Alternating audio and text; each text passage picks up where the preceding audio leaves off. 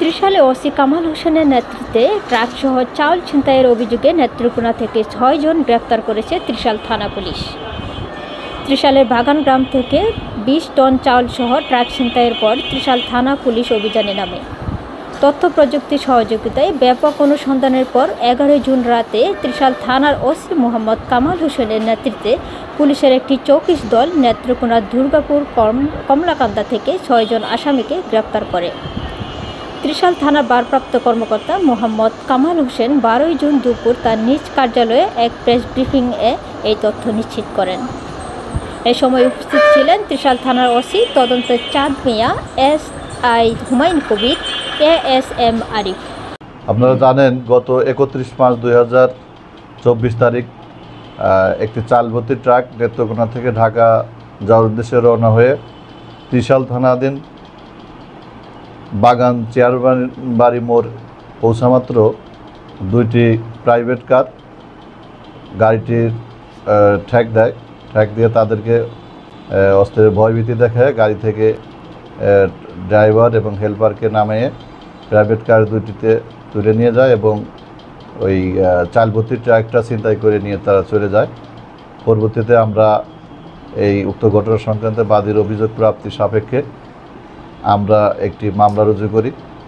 সেই মামলায় গত রাত্রে তথ্য প্রযুক্তির মাধ্যমে আমরা জানতে পারি যে নেত্রকোনা জেলার কিছু সংঘবদ্ধ ও ছিনতাইকারী উক্ত ঘটনাটি ঘটেছে। তারই সূত্রপাত ধরে আমরা গত রাত্রি নেত্রকোনা জেলার নেত্রকোনা, দুর্গাপুর এবং কলমাকান্দা এলাকা থেকে আমি নিজে আমার অফিসার ফোর্স নিয়ে অভিযান পরিচালনা করে নেত্রকোনা এবং দুর্গাপুর, কলমাকান্দা থেকে 6 জন ছিনতাইকারীকে গ্রেপ্তার করতে সক্ষম হই এবং ছিনতাই কাজে ব্যবহৃত যে 2টি প্রাইভেট কার, সেই প্রাইভেট কার জব্দ করে আসামিদের জিজ্ঞাসাবাদ করে তারা জানায় যে তারা ঘটনার দিন চাল ভর্তি ট্রাক ছিনতাই করে নিয়ে চলে যায়।